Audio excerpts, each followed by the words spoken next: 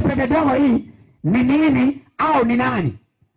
Lazima tujue pepe dogo ni nini au ni nani. Pepe 10 lazima tujue ni nani au ni akina nani. Alafu mnyama mwenyewe lazima tujue ni nani. Huyu mnyama wa kutisha anakula Soweto, anamaliza. Ruto ambaye ni rais wa Kenya ako chini ya mnyama huyu. Nataka niwafunulie siri. Ndio naona wakati Uhuru Kenyatta alikuwa rais wa Kenya hii, wakati corona ilipokuja, Uhuru Kenyatta akasema hivi ya kwamba ate Kenya yetu ilikuwa ifugwe yote, akatuletea wakavuka kaunti 5.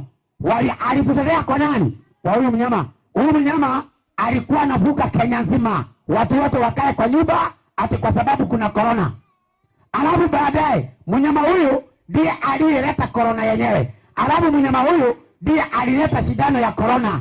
Alafu mnyama huyu akawaduka watu hiyo shindano ya corona, na waliodugwa na mnyama huyu shindano ya corona ni kwa sababu wanaenda kwa mzoziki, hawakuenda kwa nabii wa Mungu, hawakuenda kwa watu wa Mungu na kuambia msidungwe. Watu wa Mungu, nataka niwaambie kitu. Inafika wakati ambao watu wanahitajika kusoma Biblia bila upendeleo. Vile Biblia inasema tuisome hivyo. Msomaji, naam, soma andiko. Inasema naye atanena maneno kinyume chake aliye juu. Kumbe pepe dogo ni mtu. Ni mtu naye. Unasikia? Ndio. Naye si ni mtu kabisa. Na si imeitwa pepe kabisa. Sasa inageukaje tena inakuwa mtu? Unajua sasa si pepe iko na mdomo. Ndio. Kama ikiongelewa kama pepe, ikisema ile pepe inaongea. Lakini sema naye, kwa hivyo imegeuka ikakuwa mtu. Sasa huyu mtu ni nani? Huyu. Sasa nani yako Soweto? Hataki kujua. Nani ambaye hafai kujua huyu ni nani? Sasa ili tujue huyu ni nani, tunaanza kujua huyu, alafu tunakuja kwa huyu, alafu tunakuja kwa huyu, tukimaliza tunakuja kwa huyu, tunaingia kwa pepe, tunamaliza kwa pepe dogo, alafu na kuonyesha wewe umeingia kwa vioziki za watu. Utaishi huko kukutoa pesa wakati hujawahi kutoka kwa huyu mnyama. Msomaji, naam, tunaanza na huyu, si ndio? Ndio. Huyu si tumeambiwa ni wafalme? Ndio. Kwa hivyo huyu ni mfalme, alikuwa anatawala Danieli akiwa hai. Huyu ndio anaitwa simba, iko na mabawa na inatoka baharini. Inatoka baharini. Bahari inakuwa na nini? Maji. Si samaki. Maji ndio inaitwa bahari. Bahari ni maji mengi. Sasa maji mengi yanawakilisha nini? Mahali wafalme hawa wanatoka. Nisaidie Isaya 17:12. Isaya 17:12. Maji mengi yanawakilisha nini? Mahali wanyama hawa wanatoka ambao ni wafalme. Soma tusikie. Inasema uvumi wa watu wengi. Uvumi wa watu wengi wanavuma kama uvumi wa bahari. Kumbe watu wengi wanafananishwa na nini? Bahari. Watu wengi wanafananishwa na nini? Bahari. Wanyama, wafalme wanne. Ndio. Bahari, watu wengi. Hawa watu wengi ni akina nani?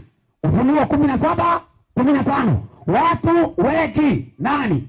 Wakikuyu, Wajaluo, Wakisii, Wakamba, wote wako hapa kwa maji. Na wote wametafunwa na mnyama huyu. Mkiwa huko tu kwa Manyuru. Mkiwa huko tu kwa Uhuru. Mkiwa huko tu kwa Ezekieli, anawatafuna. Na huyu ndiye anawatengeneza au akina Manyuru anawatengeneza, akina Uhuru anawatengeneza ili wawalete hapa. Usifikiri kuna mahali ingine mnapelekwa na wao hapo. Soma msomaji. Inasema kisha akaniambia nini? Yale maji uliyoyaona hapo aketipo yule kahaba ni jamaa na makutano na mataifa na lugha. Kwa hivyo wanyama hawa, wafalme hawa wanatoka mahali kuna watu wengi, lugha, jamaa, mataifa na lugha. Kwa hivyo hapa Wakikuyu, Wajaluo, Wakisii, Korogwe zote, Kenya, Tanzania, Uganda, Sudani, yote iko hapo. Alafu hizo nchi zote zilikuwa zinachaguliwa, zinatawaliwa.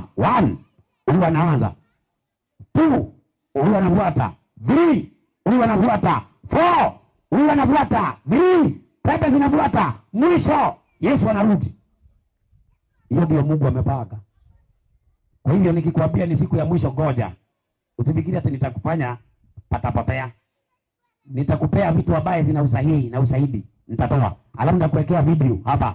Hata wakina Wori, nitaweka video zao hapa. Wote. Na wakina Manyu, nitaweka zote hapa. Na nitakuonyesha ni waogo.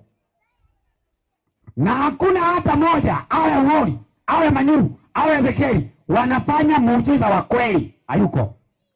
Ni miujiza wanapaka na watu. Nakuonyesha.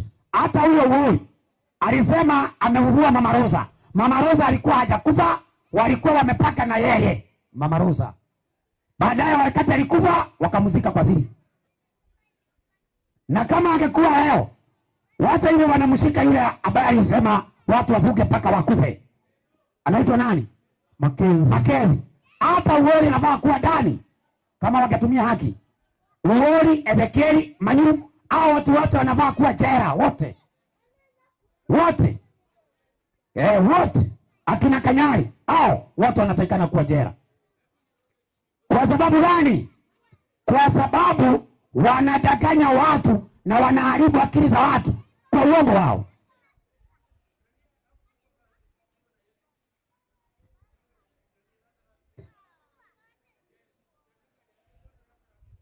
Msimuzuia huyo mtu. Wacha kuja na mambo ya Lazarus hapa. Kuja. Lazaro alivuka, Yesu akaambia watu waende wakizunguka. Lazaro amevuka. Umewaiona? Si Yesu alimwambia tu Lazaro toka, akatoka akavuka. Ndio. Alienda akaambia watu endeni mkadamani? Hapana. Atamseme Yesu amevua Lazaro? Hapana. Yesu hakutafuta wafuasi kwa miujiza yake. Si kama akina Wori. Msomaji? Naam. Tunaenda katika wanyama hawa. Mnyama wa kwanza Danieli 1:1. Soma tusikie. Danieli 1:1. Danieli 1:1. Danieli 1:1. Huyu simba anaitwa nani? Alikuwa anatawala wakati wa Danieli. Soma tusikie. Inasema, Danieli 1:1. Danieli 1 mstari wa kwanza. Inasemaje? Katika mwaka wa tatu wa kumiliki kwake Yoyakimu, nani? Mfalme wa Yuda. Nebukadneza mfalme wa Babeli. Mfalme wa nani? Wa Babeli. Kwa hiyo Nebukadneza alikuwa anatawala. Ufalme unaitwaje? Babeli. Kwa hiyo Babeli inafananishwa na simba. Iko na mabawa ya tai. Inaitwa Babylon. Na katika Babyloni kulikuwa na ibada ya uogo. Ibada ya uogo ya Babylon. Wakati wa Nebukadneza alisimamisha sanamu ambayo aliagiza watu waisujudie. Katika ibada ya Babeli ni ibada ya sanamu. Nebukadneza alitengeneza sanamu ya dhahabu, akaambia watu wote wainamie. Ibada ya Babeli ya sanamu. Kwa hiyo Mungu hajawahi pendezwa na ibada ya Babeli hata moja. Watu wa Mungu ndio walikuwa Babeli na wakabaki wakiwa waaminifu. Shadraka, Meshaki, Abednego na Danieli. Shadraka, Meshaki na Abednego, wakati ibada ya sanamu iliposimamishwa, walikuwa waaminifu, lakini waliambiwa wawekwe kwa moto. Wakawa waaminifu, wakasimamisha ibada ya kweli. Ibada ya sanamu ikawa ya watu wengi. Ibada ya Mungu ikawa na washirika watatu na Danieli, kwa sababu Danieli wakati huo alikuwa katika meza ya wafalme. Alikuwa shatafsiri ndoto ya Nebukadneza. Maana Nebukadneza katika Danieli 2 Nebukadneza aliota ndoto, alafu Mungu akaiondoa hiyo ndoto. Alipoiondoa hiyo ndoto, akaita wachawi na waganga atuwamueleze ndoto. Danieli ndiye alikuja kutafsiri ndoto. Waganga hawakuweza. Hata waganga hawa kina Manyu, hawa kina Ezekieli, hawa kina Wori ni waganga. Nataka niwaonyeshe leo. Waganga wakati wa Danieli, wakati wa Nebukadneza akitawala, waganga hawakumsaidia Nebukadneza. Nebukadneza alisaidiwa na vijana wanne waaminifu wa Kiebrania. Si waganga. Waganga hawakeweza kumsaidia. Na leo kuna watu waaminifu leo ambaye wako dunia leo, na hakuna mfalme anatawala dunia anawatabua. Ruto kwa ikulu yake ni waganga peke yake wanaendaga huko. Uende Tanzania hivyo hivyo, uende Uganda hivyo hivyo, uende wote waganga. Watu wa Mungu ni waaminifu na hawajulikani. Hata wakati huo Shadraka, Meshaki na Abednego na Danieli walikuwa hawajulikani. Wakati ilisemekana wauawe wote, ndio Danieli akasema nipe ruhusa niende kwa mfalme nimwambie aliyotaje na tafsiri ya ndoto yake. Hapo ndipo mfalme Nebukadneza akamjua Danieli na akamwambia, wewe leo utakaa katika kiti cha ufalme wangu. Akamweka hapo. Sasa wakati anasimamisha sanamu ya kuabudiwa, Danieli hakuwepo. Unaona, walikuwa Shadraka, Meshaki na Abednego. Watu wote wakainamia, wakabaki watu watatu wamesimama waaminifu. Watu watatu waaminifu. Na mpaka wa leo hapa Soweto watu waaminifu watakuwa wachache, watu wengi watakuwa wanainamia sanamu. Na wakati walikuwa wanainamia sanamu, Nebukadneza aliwaambia kwanza, wakati sanamu hii ndio wainamia sanamu hii kwanza. Nebukadneza alisema kwanza wapikiwe chakula. Wakapikiwa nguruwe, wakapikiwa vile vitu ambavyo ni najisi. Vitu vyote najisi wakakula. Wale walikataa kukula najisi, hawakuinamia hii sanamu. Wote walikula wainamia, isipokuwa vijana watatu. Unaona aje? Ibada inasimamiwa na wachache, ibada ya Mungu. Watu wengi usiangalie kwenye wako. Watu wengi kila siku wanapotea. Wakati wa Nuhu walipotea wengi, wakabaki watu 7. Hawa walibaki watatu. Sodoma na Gomora watu wengi wakapotea, wakaokolewa watu 4, mmoja akarudi nyuma, wakabaki watatu. Kila wakati watu wengi hupotea. Usiangalie watu wengi. Usiangalie watu wengi. Angalia mahali kuna ukweli. Nebukadneza, Shadraka, Meshaki, Abednego, hawa walisimamia ibada ya kweli, wakakataa kuinamia sanamu aliyosimamisha Nebukadneza. Sasa wachawi walishindwa kueleza ndoto. Msomaji, sio kama uko na video ya manabii wa uongo ukianza na Uhuri anadanganya watu ati anaponya watu. Nataka nikuonyeshe Uhuri hakuna mtu anaponya. Wale ambaye nishachukua katika video zake nitakuwekea hapa uone. Ndio watu wanadanganywa tu. Omba Mungu usidanganyike bana. Omba Mungu usidanganyike. Hakuna kitu kibaya kama manabii wa uongo. Wanatumia ujanja, wanatumia siri fiche. Huwezi kuwatabua kama wewe si mwerevu. Leo nataka nikuonyeshe hawa watu ni wabaya. Nisukumie. Nikuonyeshe. Nitakuonyesha Uhuri kwanza Mungu anamuita mganga. Haya goje. Rusa huku.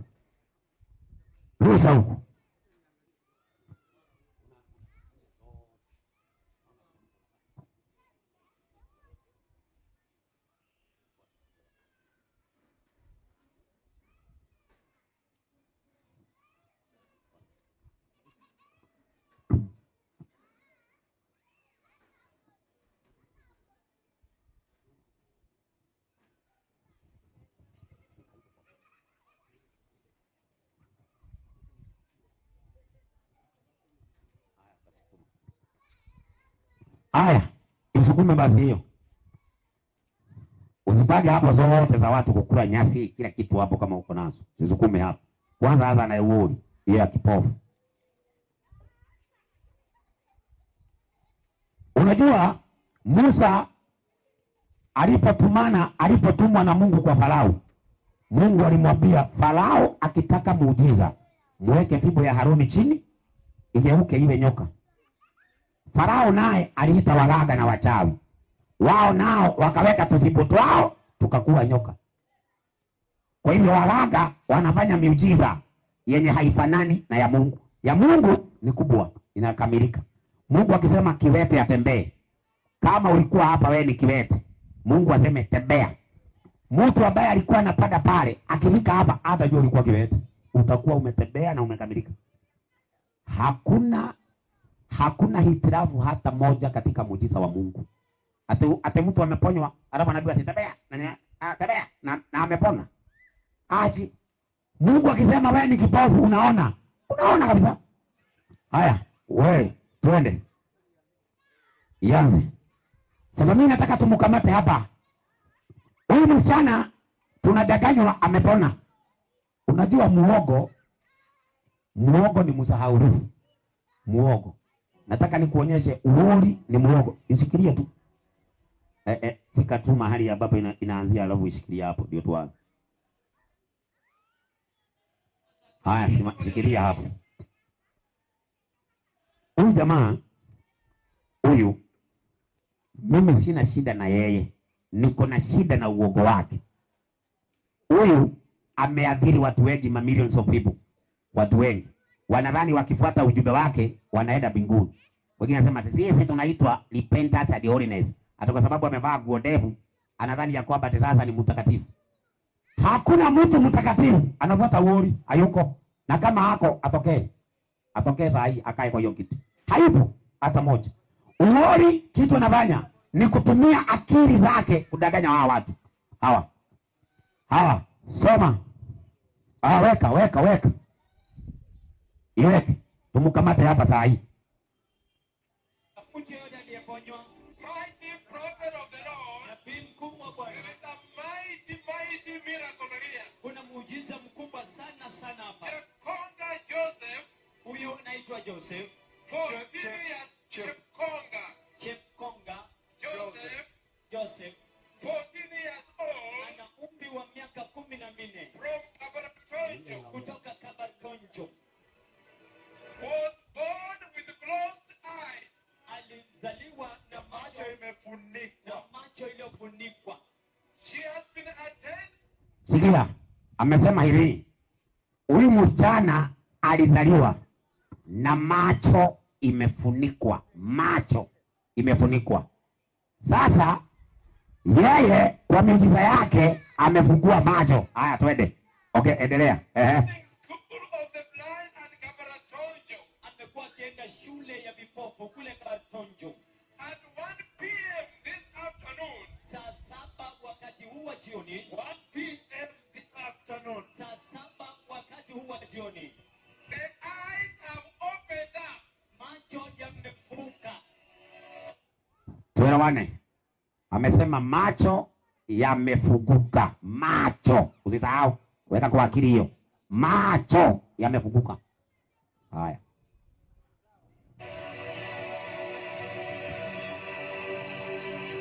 Over. Finished. Imekwisha. 1 p.m. today. Saa 7 adhuhuri leo hii. While singing the old rugged cross.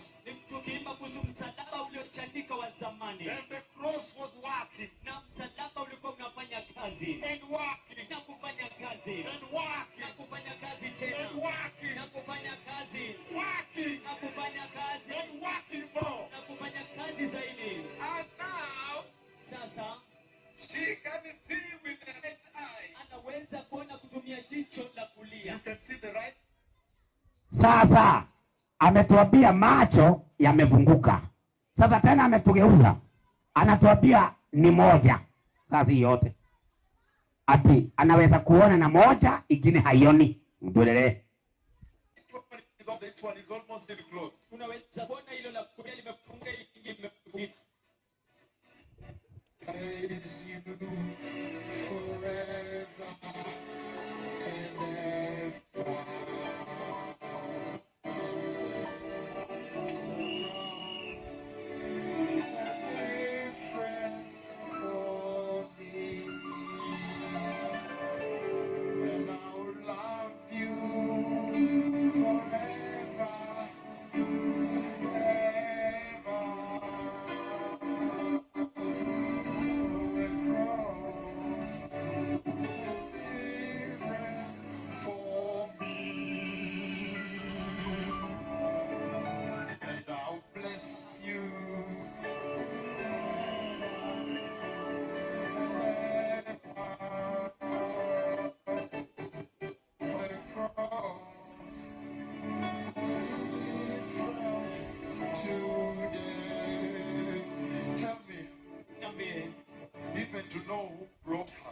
kujua nani alimtaka.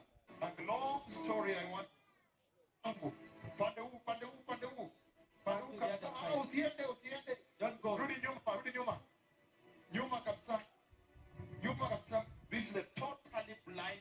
Kwanza anamwambia rudi nyuma usianguke na hapa. Na anatuambia ameona. Sasa kama ameona, bona aoni hapa ni mwisho ataanguka. Ya kwanza. We rudi nyuma utaanguka. Utaangukaje na unaona?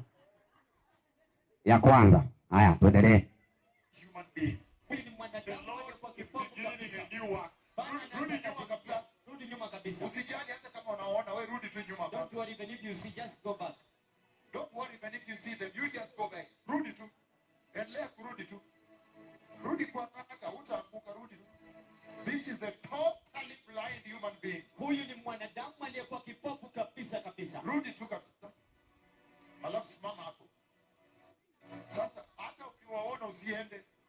Even if you see them, then don't go there. Umeona?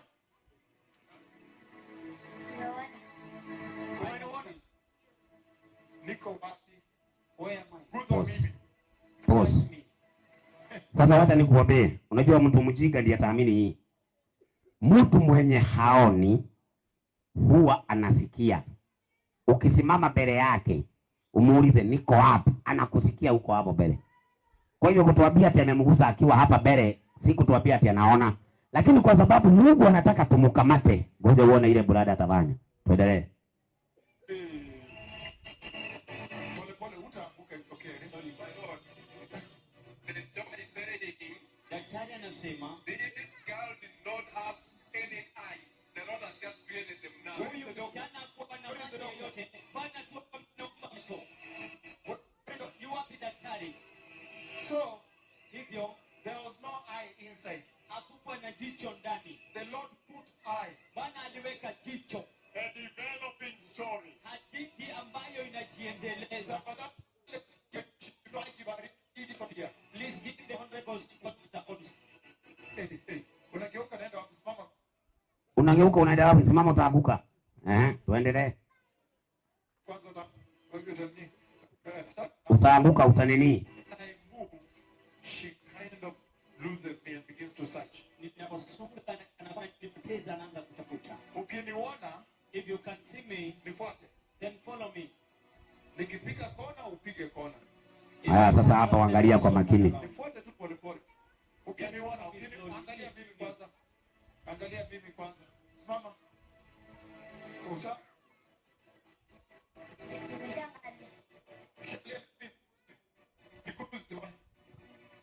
Haya, pause. Sasa anamwambia niguze nione. Sasa hapo wapi hapo? Anamguza. Hapana. Anamguza. Hapana. Si jamaa kwa huku kando. Ndio. Si msichana analeta mkono huku. Ndio. Huyu msichana anaona. Hapana. Tena anatuambia huyu msichana ni mwanafunzi wa shule za vipofu Kaparatojo. Sasa ilikuwaje mkachukua mwanafunzi mmoja badala muende mponye wote? Mlichukuaje moja? Huyu moja walitrain. Wakamwambia tukienda utajifanya umeona. Unaona eh? Lakini tumemkamata. Huyu msichana haoni, watu wanadanganywa. Mungu alisemaje kuhusu hii? Msomaji, Naam. nisaidia Wathesalonike wa pili 2:9 na 10. Mungu alisema hii. Hawa watu wote kuwasaidia ni ngumu. Hawa watu ni walevi na hawa ni wazungu. Wamelipa ndege. Wakaja paka Kenya. Ni kwa sababu wamelewa na huyu ni kama pope. Huyu. Biblia inasema huyu ni pope. Hata saa hii wale watu wako hapa ambaye ni wauri, ni walevi. Hii ni pope hii. Ngoja nitakupea haya. Soma tusikie. Inasema yule ambaye kuja kwake ni kwa mfano wa kutenda kwake shetani. Alafu kwa uweza wote na ishara na ajabu za uongo. Ishara na ajabu za uongo. Ishara na ajabu za uongo. Kwa na madanganyo na katika madanganyo yote ya udhalimu kwa hao wanaopotea kwa sababu hawakubali kuipenda ile kweli ili wapate kuokolewa. Mariza.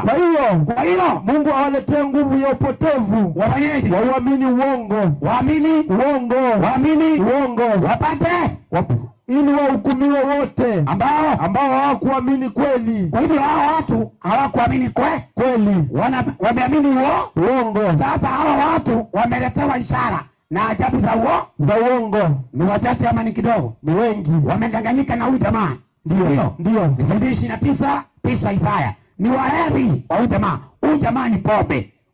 Ukiingia kwake unakuwa mlevi. Niona kuna mtu ambaye ako kwake anasema mimi ni mvuazi wa uori. Wacha uone. Niweke nikuonyeshe. Ni walevi. Hata ile vitu ambaye wanafanya tukubaliane ni ya kwamba hawa watu ni walevi. Ngoja tuweke. Hawa watu ndio wanataka kuwafunua kabisa. Angalia.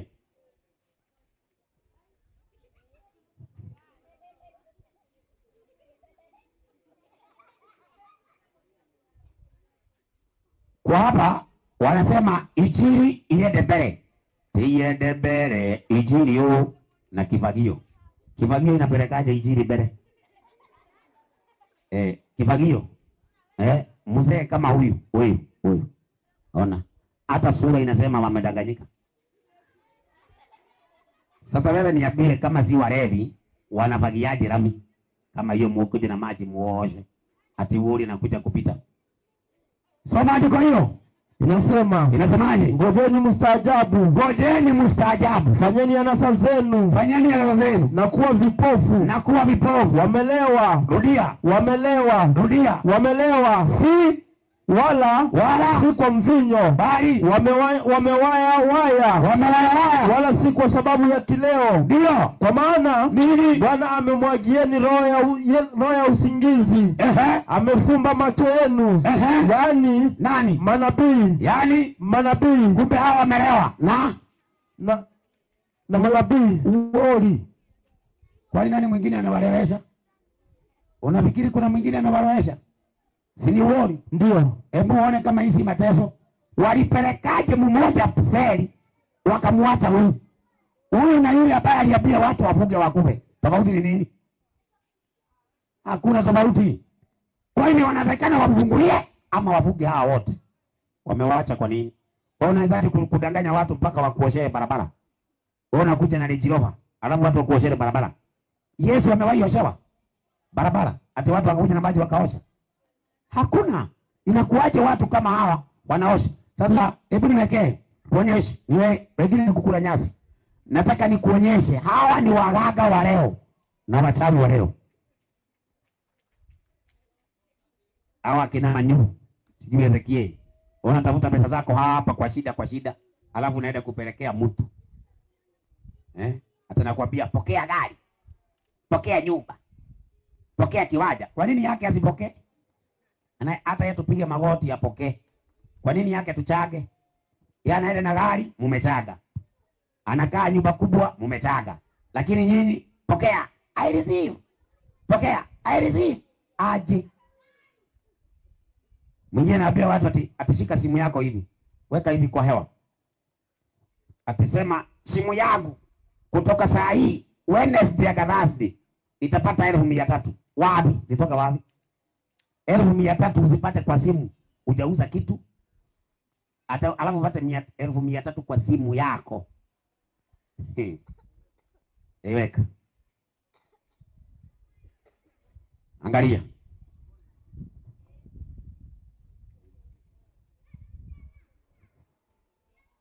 Hawa nao wanaambiwa ati leo ni siku ya Pasaka na wanakula chakula cha biguni. Pasta nawaambia leo mnakula chakula cha biguni. Chakula cha biguni. Wanaambiwa haya, amkeni mkakule chakula cha biguni. Amkeni mkakule. Leo ni Pasaka na hakuna muda. Tukule haraka.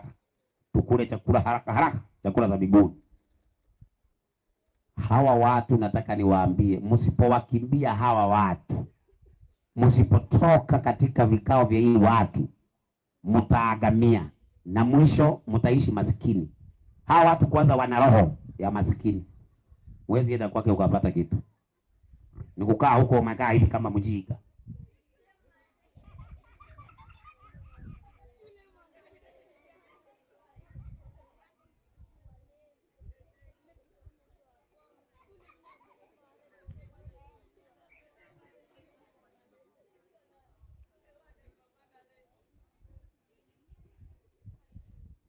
Angalia.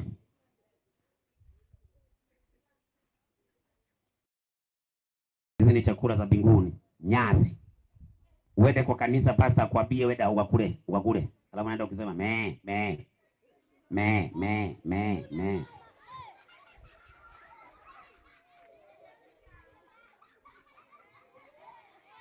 Sasa inawezekanaje wewe umetoka kwa nyumba yako ukaoga vizuri, ukifika kwa kanisa unakula nyasi?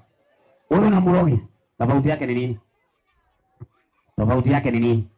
Hakuna. Hawa watu wanawadanganyeni, na ni hawa akina Manyuru, sijui akina Ezekieli, sijui akina Ng'ang'a, sijui akina nani, hao wote ni matapeli. Wanawadanganyeni tu, na wanatumia nguvu za giza kuchukua akili. Unashangaa mtu anaanza juzi, unaona kanisa imejaa yote imejaa mpaka huko. Ona fikiri ni bure.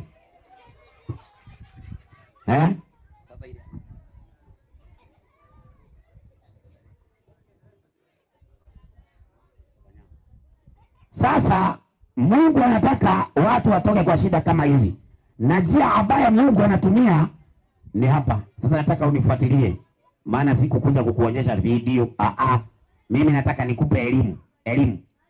Nataka nikupe elimu, maana sijakuja ati ya kwamba nikuonyeshe video. Nimekuambia waganga walimdanganya Nebukadneza, na waganga wanawadanganya mpaka wa leo. Mkidai ni wachungaji, kumbe ni waganga. Nimekuonyesha wachache, sikiweza kukuonyesha wote, lakini mtu ambaye ni mwerevu anaelewa kwa haraka. Sasa ufalme wa kwanza kutawala dunia ni Babiloni.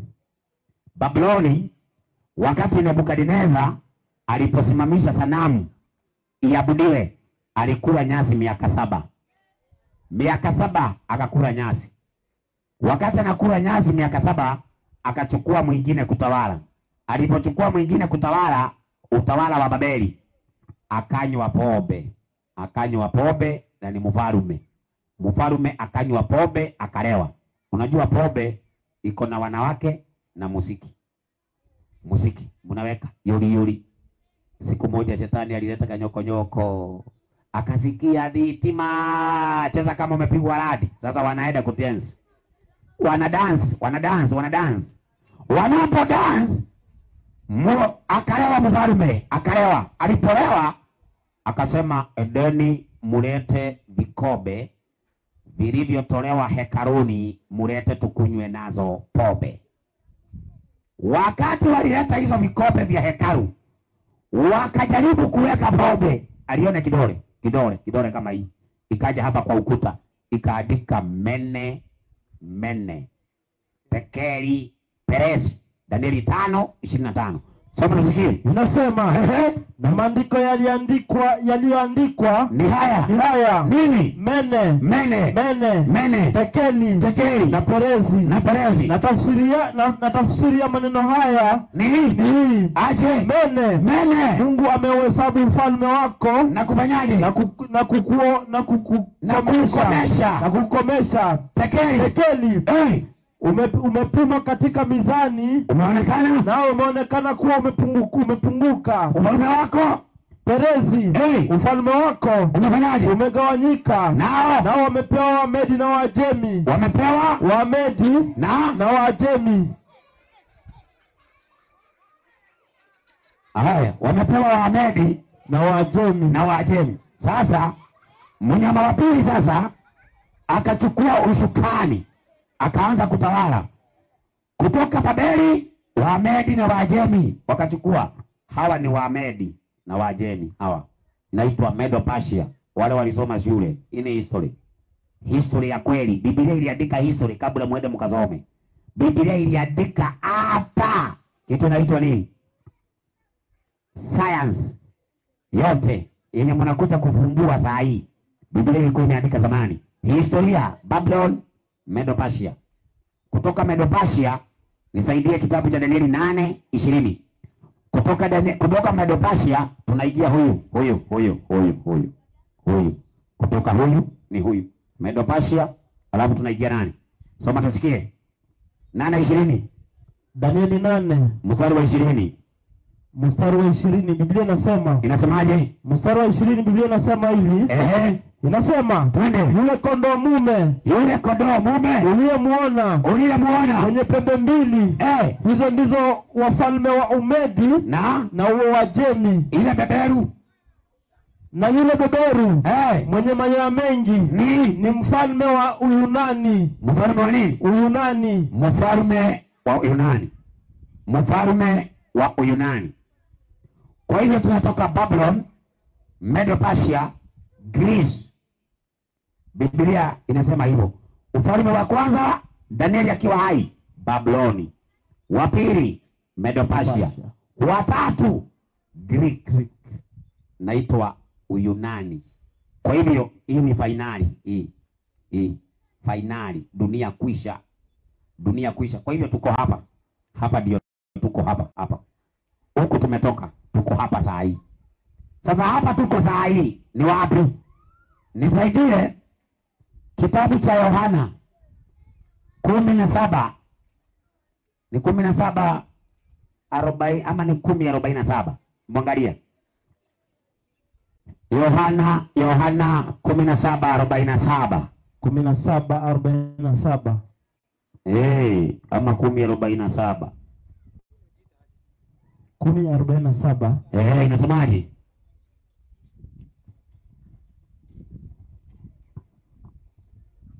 Yohana 11:48. 11:48. Inasemaje? Tukimwacha hivi watu wote watamwamini. Na Warumi watakuja. Ata nani? Na Warumi watakuja na watatuondolea mahali petu na taifa letu. Kwa hivyo Yesu akiwa duniani, nani walikuwa wanatawala? Warumi. Kwa hivyo tunakuja hivi: Babylon, Medo-Persia, Wayunani, Roma. Inaitwa Roman Empire. Roman Empire unaitwa mnyama wa kutisha. Kwa nini? Hapa Yesu alipozaliwa, kuna mtu alikuwa anatawala anaitwa Herode. Alikuwa anataka kumuua Yesu. Mungu akatuma malaika akamwambia Yusufu na Mariamu, mchukueni Yesu mkajifishe Misri. Watoto wadogo walichinjwa. Danieli anasema niliona mnyama wa kutisha Roma. Yohana Mbatizaji wakakata kichwa. Yesu wakazurubisha. Paulo wakakata kichwa. Mitume wa Yesu wote wakaua. Walipofanya hiyo yote, msomaji, naam, nisaidie kitabu kinaitwa Waibrania 11:36. Roma ikafanya vitu za ajabu. Kwa hiyo shetani, the devil himself, akatumia Roman Empire, inaitwa Pagan Rome. Ilikuwa inatawaliwa na watu wanaitwa makaisari, akina Nero. Nero wakakuja wakakata watu wa Mungu vichwa. Watu wa Mungu walikuwa wanaitwa kama swala. Soma tusikie. 11:36. Waibrania inasemaje? Wengine walijaribiwa kwa dhihaka. Na mapigo. Naam. Kwa mafungo. Na kwa kutua gerezani. Walipigwa kwa mawe. Walikatwa kwa misumeno. Walijaribiwa. Waliuawa kwa upanga. Kwa hivyo Roma ni mnyama wa kutisha. Anaua watu wa nani? Wa Mungu. Anaua watu wa nani? Wa Mungu. Sasa nafikiri watu wa Soweto ndio hawauawi. Wanauawa. Akaua watu wa Mungu, inafikiri saa hii haui. Anaua. Lakini anauaje? Aligawanyika, akatoa pembe 10. Pembe 10 zake ni nini? Nisaidie Danieli 7:24. Akatoa pembe 10. Sasa pembe 10, alafu ikatokea pembe dogo. Watu wa Soweto wanauawa na pembe dogo, lakini hauao. Hamukatwi kichwa kama Paulo. Mnauawa kitu inaitwa spiritual death, kifo cha kiroho. Aje kufundisha uongo, mnaamini uongo kutoka kwa pembe dogo. Nitakuonyesha pembe dogo ni nani. Msomaji, Inasema, soma. na habari za zile pembe 10, Na habari za zile pembe 10, katika ufalme huo katika ufalme huo wataondoka wafalme 10, wataondoka wafalme 10, na mwingine ataondoka baada ya hao, naye atafanyaje? atakuwa mbali na hao wa kwanza, Alafu naye atawashusha wafalme 3. kumbe Roma iligawanyika wafalme 10, si ndio? Ndio. Alafu akatokea mfalme mdogo akatoa wafalme wangapi? 3. 3 wakatolewa.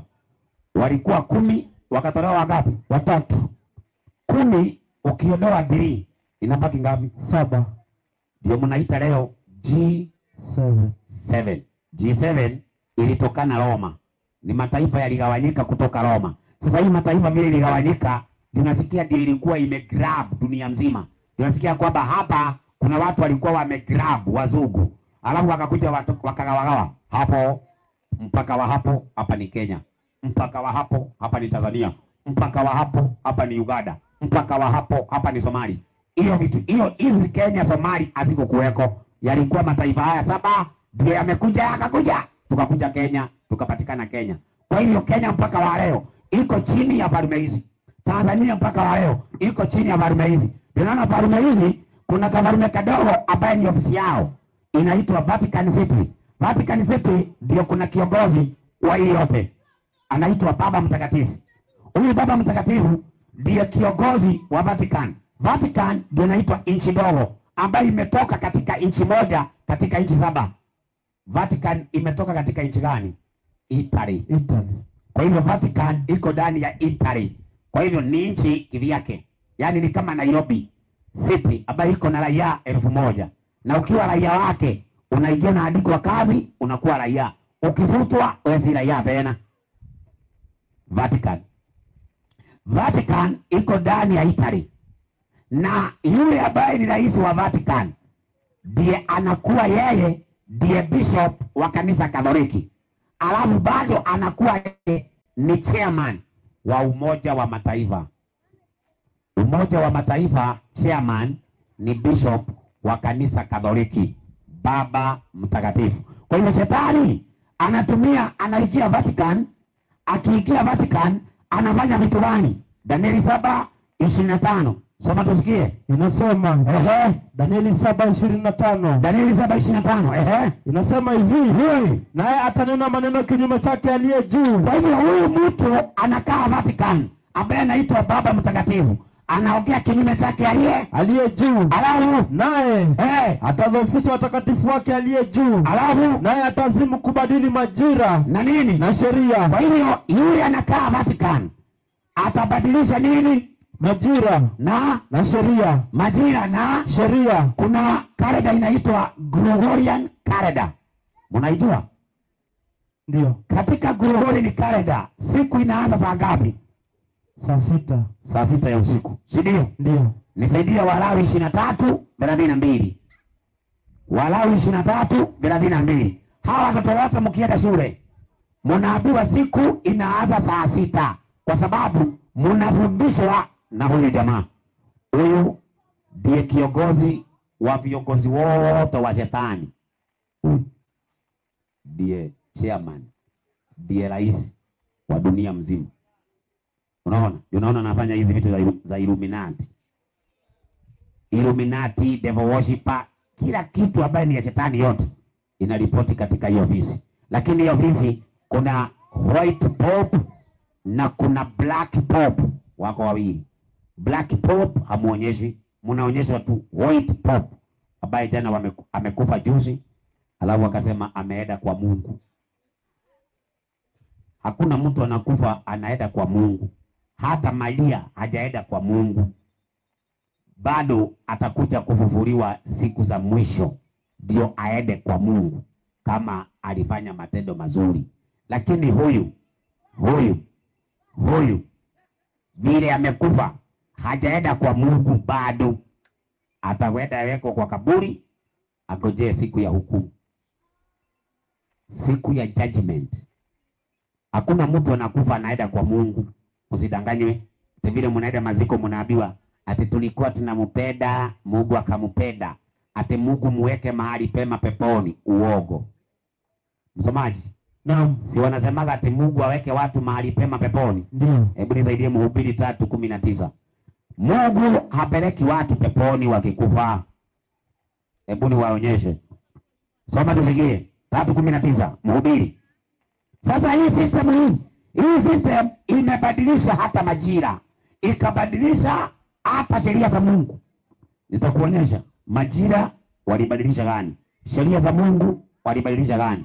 Nitakuonyesha. Kupitia system hii ndio nasikia kwamba mwanaume anaweza lala na mwanaume mwenzake wameoana. Ati unaita mtu ambaye ni mwanaume mwenzako. Unasema ati huyu ni my wife. Aje ni mwanaume mwenzako. Mwanamke mwenzako unamuita mke wako. Leo watoto wanaenda shule. Kuna watu wanaitwa lesbian. Lesbian saa hii wamejaa huku. Mwanamke na mwanamke wanaoana lesbian. Wewe niambie, wanazaaga? Wanawahi kutuzaia mtoto? Hapana. Lesbian, mtuletee mtoto wenu. Lesbian, mnasikia mkiwa huko mmejificha huko. Mulete mtoto wenu tuone. Mumezaa. Alafu watoto hawa wanapelekwa shule wanaambiwa ati kuna familia. Familia inatengenezwa na nani? Baba na mama na mtoto, familia. Saa hii wakati wameingia kwenye CBC wanaambiwa ati baba na baba wanatengeneza family. Aje baba na baba. Wewe nyinyi watoto ukienda shule waambiwe baba na baba wanatengeneza family, useme ni uogo. Wakikuangusha utapita hizo zingine. Lakini hiyo wacha wakuangushe. Sawa? Mnasikia watoto? Wakiwaambia hivi, wacha niwaambie leo. Mkienda kwa mtihani upate wameandikiwa baba na baba ama mama na mama wanatengeneza familia, sema hawatengenezi. Wakikuangusha hizo zingine zitapita. Wacha wakuangushe hiyo. Mnasikia watoto? Hiyo ni vitu ya shetani mnaletoa kwa mtihani. Hiyo ni vitu ya shetani. Ya shetani. Msomaji? Naam. Soma nisikie. Inasema kwa maana ndio linalotukia wanadamu, linalowatukia wanadamu, linalotukia wanyama. Kuna watu wanasema mtu akifa awekwe peponi. Si mnasema hivyo? Atimuweke mahali pema peponi. Ayasikia vile Mungu anasema jambo moja linawatukia. Anavyokufa huyu ndivyo anavyokufa huyu. Naam. Wote wana pumzi moja. Twende. Wala mwanadamu hana kitu cha kumpita mnyama. Kumbe hawa watu wote wako hapa hawana kitu ya kupita mnyama. Twende. Kwa maana yote ni ubatili. Maliza. Wote huenda mahali pamoja. Kumbe mwanadamu akifa na mnyama akifa wanaenda mahali pamoja. Upo ikikufa inaenda peponi? Hapana.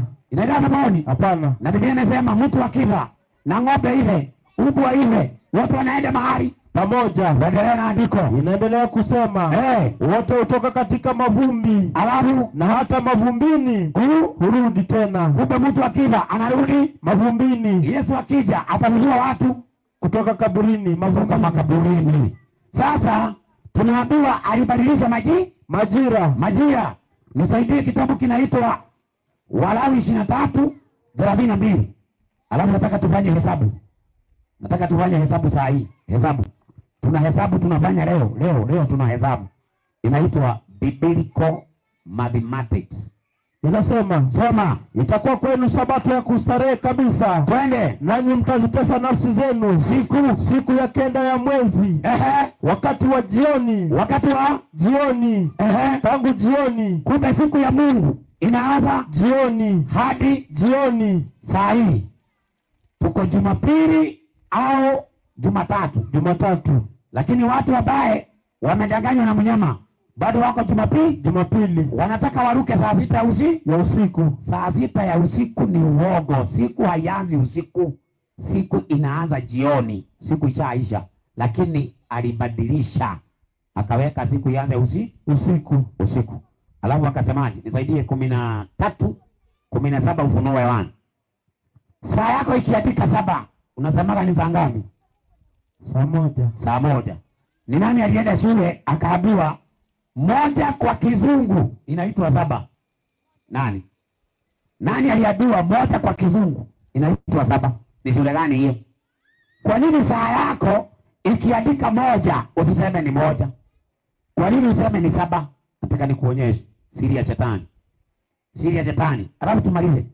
Msomaji? Naam, soma tusikie. 13:7. Wa 13:17. 13:17. Ufunuo Yohana. Ndio. Biblia inasema, inasemaje? Tena kwamba mtu awaye yote asiweze kununua wala kuuza isipokuwa ama anachapa ile. Yani namba jina ya mnyama yule. Jina ya mnyama yule au hesabu ya jina lake. Hapa ndipo penye hekima. Yeye aliye na akili na hesabu ya mnyama huyo. Hiyo ni hesabu ya mnyama huyo. Ndio. Maana ni hesabu ya kibinadamu. Na hesabu yake ni ngapi? Ni 666. Kumbe hesabu ya mnyama ni 666. Ndio hesabu yake. Na tumeambiwa anabadilisha majira. Akibadilisha majira anaweka 666 kwa majira yake fake. Sasa nataka tufanye kitu hapa. Rudisha hiyo saa. Rudisha hiyo ilikuwa hapa. Alafu ile nakuja tutaifanya tu. Sasa hapa nataka uniambie hivi, saa yako ikiandika 7, unasema saa ngapi? Saa moja. Ili tupate 6 hapa mwisho, iko 6 hapa. Tutaweka nini hapa katikati? Minus. Kwa hivyo hii 7, hii moja hii tukitoa hapa patabaki ngapi? 6. Watoto. Tunataka nisikie watoto. Tukitoa moja hapa tunabaki na ngapi? 6, si ndio? Alafu saa ikiandika 8 tunasema ni saa ngapi? Tukitoa 2 kwa 8 zinabaki ngapi? Tukitoa 2 kwa 8 zinabaki ngapi? 6. Saa yako ikiandika 9 unasema ni saa ngapi? Tukitoa 3 kwa 9 zinabaki ngapi? 6. Saa yako ikiandika 10 unasema ni saa ngapi? 4 ukitoa kwa 10 zinabaki ngapi? Saa yako ikiandika 11 unasema ni saa ngapi? Ukitoa 5 kwa 11 zinabaki ngapi? Saa yako ikiandika 12 unasema ni saa ngapi? Ukitoa 6 kwa 12 zinabaki ngapi? Kwa hivyo tumebaki ngapi huko mwisho? 6. Sinizo zimebaki huko nyuma. Kwa hivyo tumelekewa 6 kwa fasaha, sawa Ndio. Alafu nasikia msemaji. Naam. Naomba uchukue Catechism na Biblia. Catechism na Biblia. Biblia unisomea Kutoka 20 mstari wa 8. Kutoka 20 mstari wa 8. Inasemaje? Kutoka 28. 20 mstari wa 8. Inasemaje? 28 Biblia inasema hivi. Inasemaje? Nafika hapo mwalimu. Inasemaje? Ukumbuke siku ya Sabato uitakase. Ukumbuke siku ya Sabato uitakase. Siku 6 fanya kazi. Mungu amesema tufanye kazi siku ngapi? 6. Utende mambo yako yote. Lakini siku ya 7. Siku ya ngapi? Ya 7. Siku ya ngapi? Ya 7. Ni Sabato ya Bwana. Mungu amesema Sabato yake ni siku ya ngapi? Ya 7. Na tumeona mnyama 7 anahitaji? Anaita 1. 7 anahitaji? 1. Kwa hiyo ya Mungu ni 7. Ya mnyama 1. Ya mnyama 1. Ya Mungu 7. Ya mnyama 1. Mungu ameweka siku ya 7. Siku ya 7 ndio Sabato ya nani? Yake. Ya Mungu. Sasa tuone mnyama. Si mnyama tumepata ni upapa, papacy. Ndio. Wakiongozwa na mtu anaitwa Pope. Ndio. Achukua Catechism ukurasa wa 133. Na kama si 33 wakilia 34.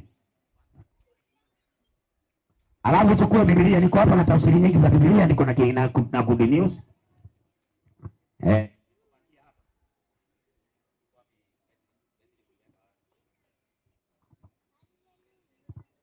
Uniwekee hizi hapa Biblia hapa. Zipange laini hapa. Alafu hii katika simu kubwa hapa tuiweke hapa. Leo lazima tuelewe. Weka hiyo betri hapo. Hizo ziko hapo. Alafu naomba kiti kile kiko hapa kiache hakina mtu. Wale vijana wadogo walienda kugombana wale jana. Wakuje hapa. Kuna kugombana tukimaliza. Hapa tunapeana nafasi ya maswali. Usigombane huko kienda. Tunakaa hapo. Niko na Biblia 1 nitatumia. 2 nitatumia. 3 hii ni ile watoto yote wanaenda nayo shule. Mnajua hii? Si ndio mnanunuliwa mnaenda nayo shule? Hii, si ndio? Si ndio mnaenda nayo shule hii? Inaitwaje? Si ni Good News Bible. Nani anajua kusoma? Mwenye anajua kusoma nani Kiingereza? Mtoto mmoja anajua kusoma Kiingereza. Ni nani? Nataka mmoja akuje hapa. Mwenye anajua kusoma Kiingereza akuje. Waidharauka. Aya. Sasa msemaji. Naam. Waidharauka ameporoka Aya waidharauka. Basi. Aya. Leta Biblia. Sasa msomaji wetu ni waidharauka leo. Aya mpe hiyo Biblia. Mpe waidharauka Biblia. Waidharauka. Tufungulie kitabu kinaitwa Mathayo, Luka 23. Tuanzie mstari wa 52. Msaidie kufungua.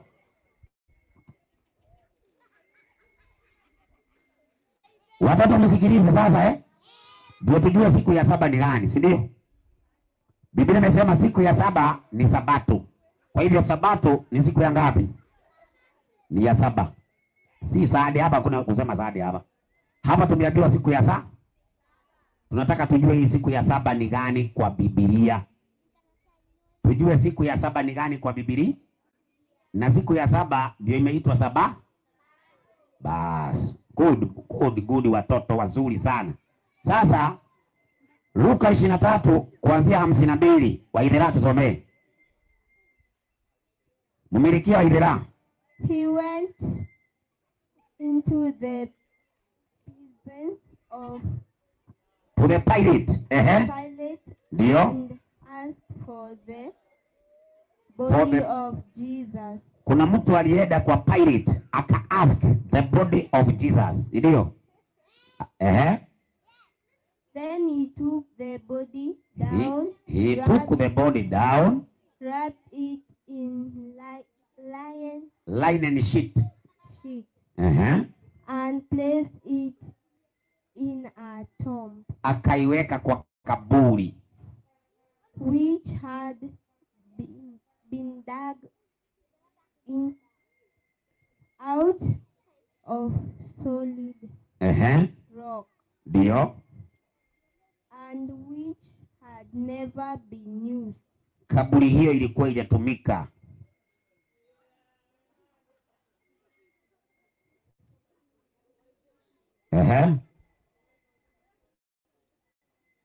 Aisha. Si nilikuwa nimekuambia uweke betri ama mkuweka? Haya, wekeni betri.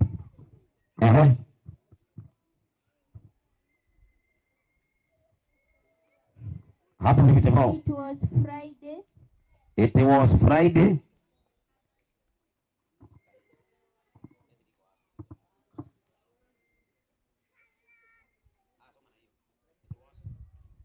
It was Friday and the Sabbath was about to begin.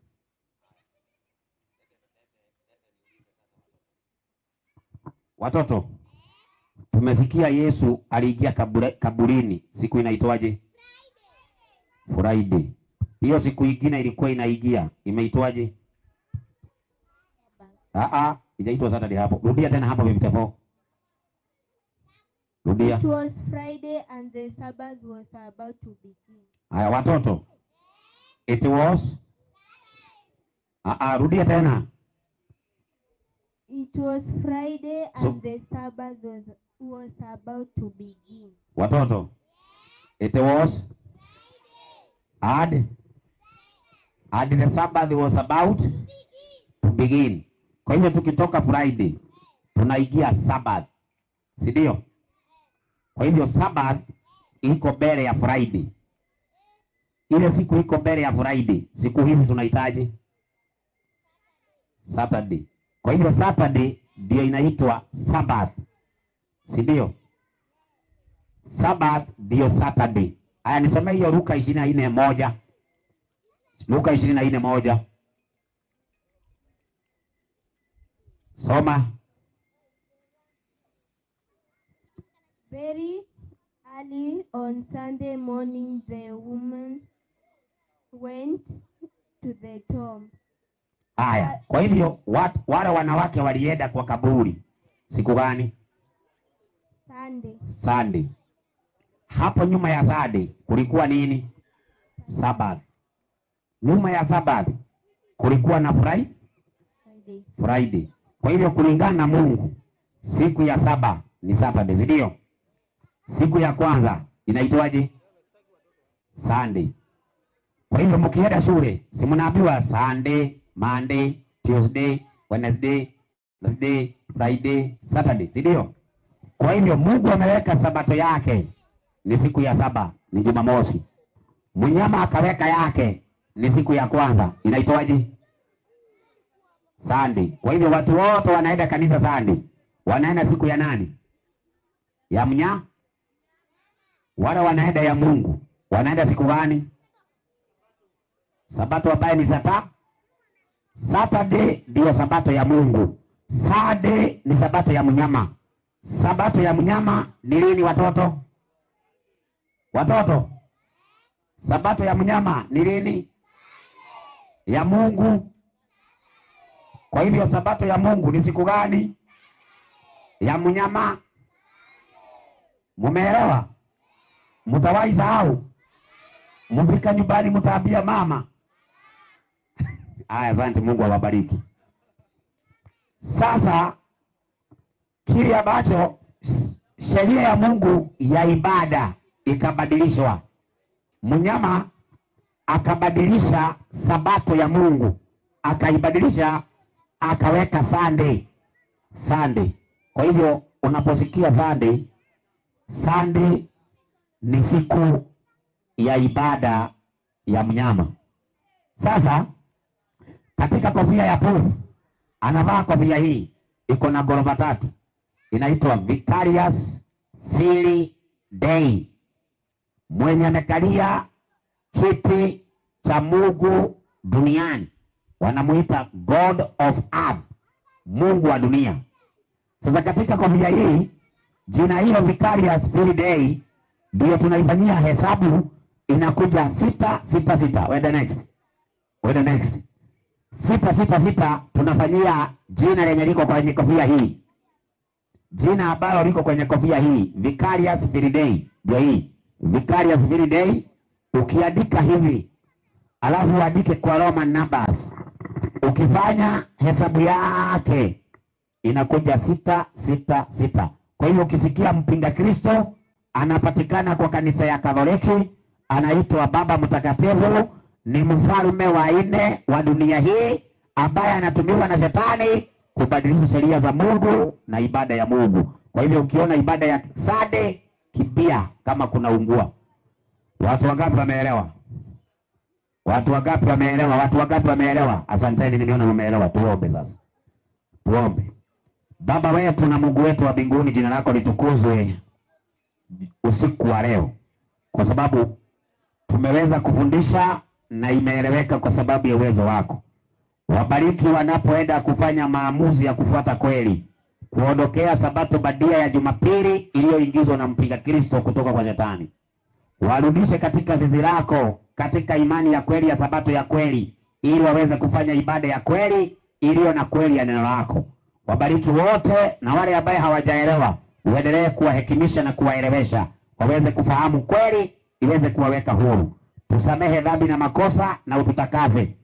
Tulinde na yule muovu Shetani, jeshi zake zinapozunguka kutafuta watu wa kuangamiza. Tuzingire na malaika wako watakatifu. Tulinde na ututunze mpaka tuonane wakati mwingine. Kwa jina la Yesu tumeomba. Amina. Amina. Muweze kuwa na usiku mwema. Mungu awabariki. Swali.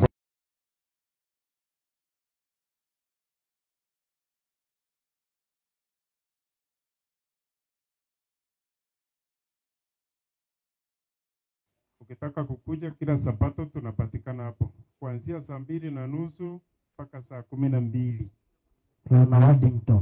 Lona Weddington iko hapa ya Garibi kuanzia 2:30 asubuhi mpaka jioni. Mafundisho ni mengi, kuja tujifunze Biblia. Haya, nani ako na swali? Kuja hapa. Mwenye ako na swali, kiti kiko hapo. Unakaribia hapo. Mwenye ako na swali, hatuwezi toka hapa mtu kama huyu akiwa na swali mpaka ajibiwe swali yake. Haya, mpe maiki. Habari yako? Jema nani? Microphone yako inafanya? Nafikiri nafanya. Habari yako? Jema. Naitwa Ndasha. Wewe unaitwa nani? Michael. Mimi ni Mkristo. Wewe? Mkristo. Uko na swali gani? Naulizaje, umesema mnyama. Mtu anakuaje mnyama? Mtu anakuaje mnyama? Mama anasema popo. Haya, mpe huyu. 7:17 Danieli. 7:17 Danieli. Naomba uniletee wale wanyama waine hapo. Danieli 7 mstari wa 17. Mtu anawezaje kuwa mnyama? Vile hatukuanza na wewe. Nilikuwa nishafundisha hiyo. Labda umekuja kuchelewa. Danieli 7:17. Inasema hivi. Inasemaje? Wanyama hao wakubwa walio wanne. Wanyama wale wakubwa walio wanne. Ni wafalme wanne. Ni wafalme wanne watakaotokea duniani. Kwa hivyo wanyama wanawakilisha wafalme wanne. Mike, umeelewa hiyo kwanza? Nimeelewa. Kwa hivyo mnyama kwa Biblia ni mfalme. Ufalme wa kwanza ni Babeli. Ufalme wa pili ni Medo-Persia. Ufalme wa tatu ni Uyunani. Wa nne ni Roma.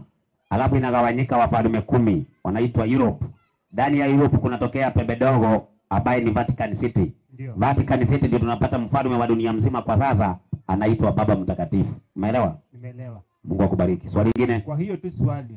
Naam. Saizi hatuna popo mwingine, saizi ameaga. Anapochaguliwa bado tu ni huyo tu. Ni hivyo. Ni kama vile kulikuwa Herode wakati ule wa pagan Rome. Kulikuwa na Herode, akikufa mwenye anaingia anaitwa tu Herode. Ni hivyo tu. Swali langu hapo tu bado. Ni kiti chake ndio kibaya ama yeye mwenyewe ndio mbaya? Ni kiti hicho. Hiyo kiti ambaye anakalia. Kana kwamba ni rais wa nchi. Ni kama vile rais wa nchi ambaye yeye anakalia hiyo kiti kama mwenye ambaye ni chairman wa nchi. Chochote kinapitishwa kisheria paka saini, sawa Hapo tu bado. Yeye ndiye anatoa maamri ama anapewa na watu wengine? Yeye. Hiyo ni government ambayo iko na watu ambao wanaitwa Jesuit. Ni kama government. Si leo Kenya si kuna government? Ndio. Si unasikia ule akisema tutafanya?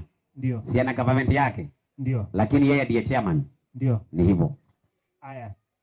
Swali langu pale penye ulikuwa unafunza Owori. Anapofagiliwa njia. Katika maandiko matakatifu. Unajua kana kwamba Yesu alifagiliwa njia ama alitanikiwa njia? Yesu hakufagiliwa, hakuoshewa njia na maji. Aliwekewa manguo za watu tu. Saizi wewe ni mwalimu. Naam. Unapoenda mahali unaandaliwa njia yako ama huandaliwi? Siandaliwi. Nioshewe lami. Hiyo ni sijawahi ona. Isaya 40 inasemaje? Tuoshe njia ama njia? Inasema huyu ambaye alikuja ni hiyo. Isaya 40 inaongelea Yohana Mbatizaji akitengeneza njia ya Yesu aje. Sikumuoshea lami. Haya, sawa. Unataka kutumia hiyo Isaya tuseme ni kuoshwa lami? Nafikiria hao watu wanatumia hizo njia. Hiyo ni hiyo kuosha barabara, si kuosha na maji. Haya, sawa. Mwalimu wangu. Naam. Nisomee Timotheo wa 2. Una swali gani kwanza, swali yako? Swali hapo tu. Wapi? Kwa hiyo njia. Kwa kutengeneza njia. Wewe ni wa Owori. Ndio mimi ni wa Uhori. Kwa hivyo unaamini Uhori nabii wa Mungu? Ndio mimi naamini. Uliona ile mtoto alidanganya ati amepona? Niliona. Kidogo tu. Alipona ama alidanganya? Mike ni yako. Aliponya ama alidanganya? Mimi ama turudishe? Sijajua anatumia science. Nauliza, huyo mtoto alikuwa naona? Alikuwa naona juu. Wewe mwenyewe umesema kwamba Mungu anatumia wachache. Na ukasema kwamba mbona alitumia? Na kuuliza swali, huyo mtoto mwenye tumeweka hapa, Uhuru akasema amepona anaona. Alikuwa naona? Sijajua juu, mimi simjui mtoto. Wewe ukuona wewe hapa? Nimeona hapo hivyo. Wewe umeona alikuwa naona? Sijajua kama naona, but ametumia ishara. Wewe pia na wewe wamekupea ulevi. Ujaona? Sijaona. Rudisha. Wewe vipi bwana? Kitu ambayo inaoneka hapa na hata watoto hawa wadogo wameona. Unasema hujaona? Tuwekee hapo.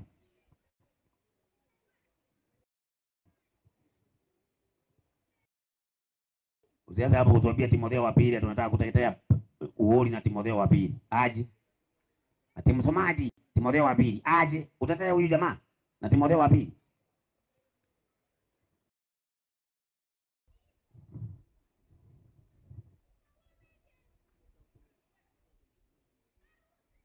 Hata si lazima iwe hata sauti kama imepotea. Tupelekee tu pale mwisho, maana hatuna muda. Tuna muda. Leta hapa hivi. Hapo. Haya, sasa nataka tuende na wewe.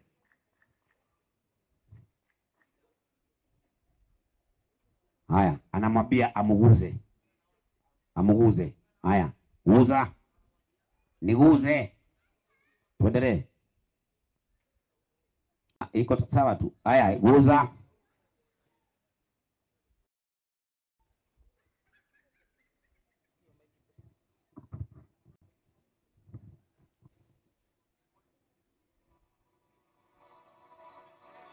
Shika hapo. Haya, alikuwa huko. Anaona. Rudisha nyuma tena. Unajua kuna vitu usitetee uongo bana. Ucheze kitu ya ukweli. Haya, angalia. Angalia bibi kwanza. Mama. Kosa. Ushaangalia bibi. Ushaangalia mimi. Mpe maiki yule. Isike tu hapo. Alikuwa kipofu kabisa. Haya, anaona. Udanganye. Pelekea maiki huko. Wewe na maiki.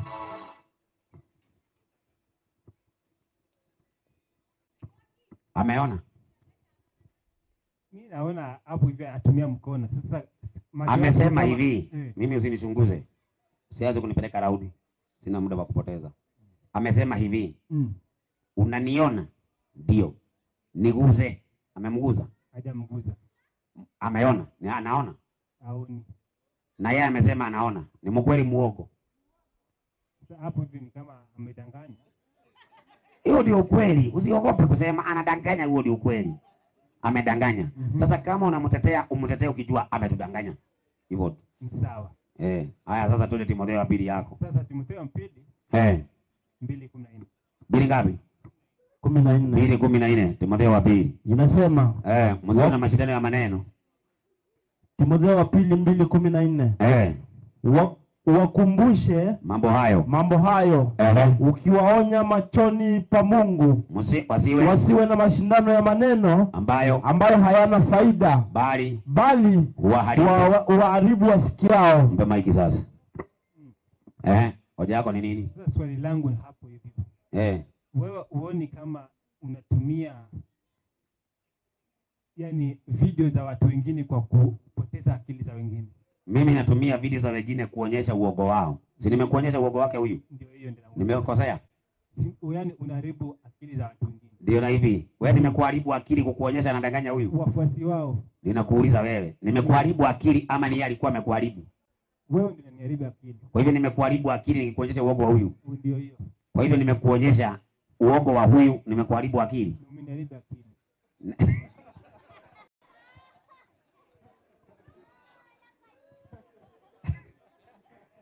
Unajua kuna andiko nimelisoma hapa likasema watu ambao wameonyeshwa ishara na za uongo, Mungu amewaacha wapotee. Unajua wewe inawezekana huko hapo? Ndio. Kwa hivyo wewe Mungu amesha kuacha ufanyaje? Nipotee. Haya, Mungu akubariki tu, usiku mwema. Nipe Wakolosai 2:8. 2:8. Mtu asiwadanganye katika elimu zake za bure. Si ndio sasa hii? Huwa anakudanganya na elimu yake ya bure. Inasema, angalieni mtu asiwafanye mateka kwa elimu yake ya bure. Huyu ndiye anakuwadanganya na elimu yake ya bure. Sasa hiyo inakusaidia nini? Inasema, angalieni Francis Ndacha asiwadanganye kwa mateka yake ya bure. Amina. Utalala ukiota ukiita Mungu akubatize yeye mwenyewe. Unajua naongea hapo kama mzaha. Unajui Kenya naongea wewe. Sawa. Unaongea kama mtu ambaye hajui Kenya anasema na pole. Mimi siendelee tena. Twende mwalimu. Wewe sitaki mzaha pia huyo mic. Mzaha tafuta mtu mwingine. Nasema hivi, wewe ni mwalimu wangu. Na ukuuliza hivi ndugu yangu. Kwa mfano, mimi nimekuonyesha hapa. Wewe unasema ni mwalimu wako. Nimekuonyesha kwamba Uori amesema ameponya mtoto. Na mtoto hajapona. Ni muongo au ni mkweli? Mwalimu wangu, jibu swali. Ni muongo juu. Ni muongo. Sasa mtu ambaye ni muongo, tumufuate ama tumuache?